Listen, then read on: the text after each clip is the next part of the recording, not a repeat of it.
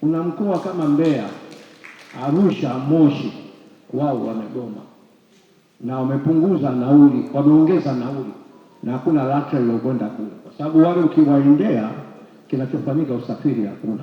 Sisi Dar es Salaam hatutaki kufike hapo, hatutaki, lakini itatulazimisha tufanye haya ambayo sasa yapo. Chukulia mfano SGR na tuchukulie mfano mwendokasi. Pesa wanaopata wale leo naambiwa wanapata hasara. Je, mimi mwenye gari ambayo ina abiria 15 inakuwaje? Na hiyo 15 gari ikiharibika masaa mawili, dereva jioni akuletee hesabu, anakwambia gari iliharibika. Sasa tunakwenda tunafika mahali na sisi tunapata mawazo mengine mapya ambayo hatutakiwi tuyafanye. Leo unapanda mwendokasi, huwezi kupanda na mkweo kwenye gari, huwezi, kwa sababu lazima mkandamizane. Vijana sasa hivi hakuna, kama si vijana wa zamani mkikandamizana ukitoka hapo hudhuruna. Lakini leo vijana na basi hilo unaambiwa linapata hasara. Sisi watu 15 kweli. Juzi tumeongezewa kodi na LATRA, ukikadiriwa ilikuwa zamani tukikadiria mwezi wa 3 unaweza kulipa mpaka mwezi wa 5. Sasa hivi hakuna. Umekadiriwa leo, ulipa leo. Ukichelewa siku moja pana penalty. LATRA au ni TRA, LATRA wameongeza hesabu. Ni wenyewe unaona kwamba sasa hivi imepanda kutoka 60,000 mpaka ngapi, na mmetuambia kwa ajili ya kuondoa hizi faini za barabarani, kitu ambacho sisi tunakataa, sio kweli. Sasa hapa lengo letu sisi hatutaki kugoma. Kugoma sisi kwetu ni mwiko. Sasa mimi nikigoma na mgomea nani? Sinapata hasara.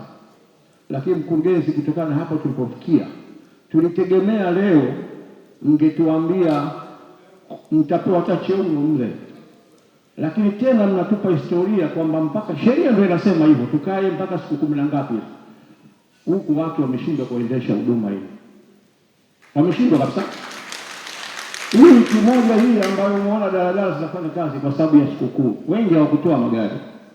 Sasa wenzangu wameniambia kama utaratibu ndio huu, hakuna nyongeza yoyote, sisi hatugomi, ila tutawaomba kwa muda kwanza tusitishe huyu huduma mpaka hapo hali itapokuwa nzuri.